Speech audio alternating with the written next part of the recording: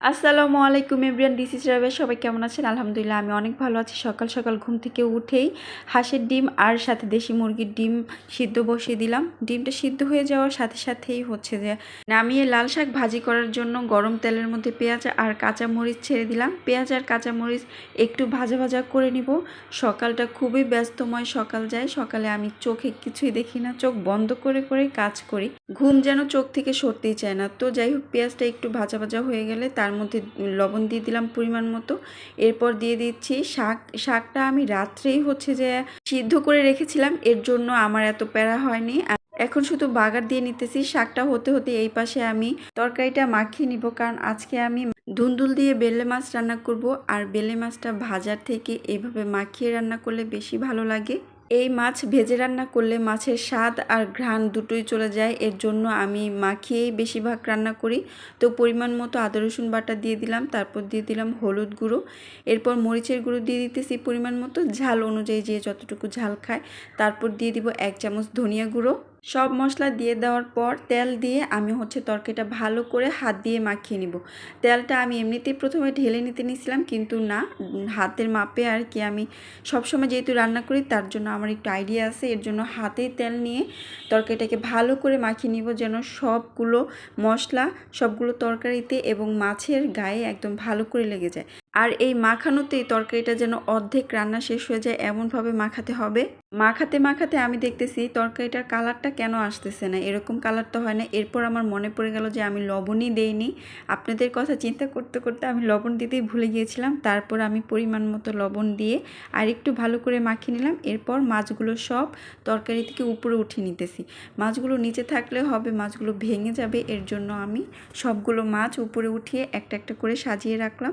সাজানো শেষ হওয়ার পর আমি হচ্ছে হাত ধোয়া একটু পানি দিয়ে দিব।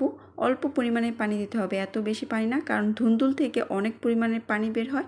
এর জন্য আমি অল্প একটু হাত ধুয়ে পানি দিয়ে দিলাম, যেহেতু আমার হাতে অনেকখানি মশলা লেগেছিল। এই তো আমার মাখানো একদম শেষ। এখন আমি চুলায় বসিয়ে দিব। চুলায় বসিয়ে দিয়ে চুলাটা মিডিয়াম আঁচে রেখে ঢাকনা দিয়ে ঢেকে দিব, যেন তরকারিটা একদম ভালো করে হয়ে যায়। তো এই তরকারি হতে হতে আপনাদের সাথে একটা কাহিনী শেয়ার করি। কালকে রাত 11টা বাজে হঠাৎ করে আমার হালিম খেতে খুবই ইচ্ছা করতেছিল। তো স্বামীকে বললাম, স্বামী হালিম খাবো। তো আমার স্বামীও বলল, আচ্ছা ঠিক আছে চলো তাহলে। এমনিতেও অনেক দিন হয়েছে আমরা বাইরে কোথাও যেয়ে খাই না। তো হালিম খেতে চলে গেলাম আমাদের ওইখানে নামকরা রেস্টুরেন্ট রাঁধুনি হালিমটা নাকি বেশ মজা। তো আমি কখনো ট্রাই করিনি, আজকে প্রথম ট্রাই করলাম। খেতে অসাধারণ লেগেছে। হালিমের সাথে একটা রুটিও অর্ডার করেছিলাম।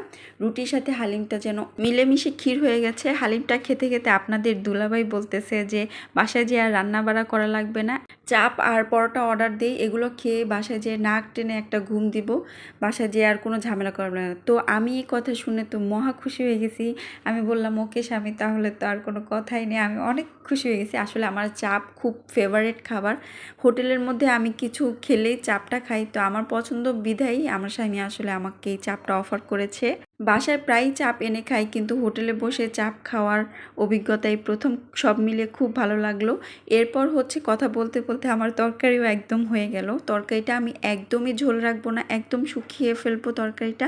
বেলে মাছ আর দুন্দুলের তরকারি রান্না করলে আমি কখনোই নাড়া দিই না, নাড়াটা খুবই কম দিই, কারণ নাড়া দিলে মাছটা ভেঙে যাওয়ার সম্ভাবনা থাকে। এর জন্য আমি নাড়া দিলেও খুব আস্তে আলতোভাবে নাড়াটা দিই, যেন মাছটা না ভেঙে যায়।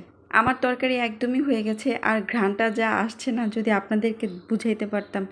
খুবই মজা হয়েছে তরকারির ঘ্রাণটাও যেমন মজা হয়েছে, আর নুন চাখতে যেয়ে দেখলাম যে খেতেও অনেক মজা হয়েছে।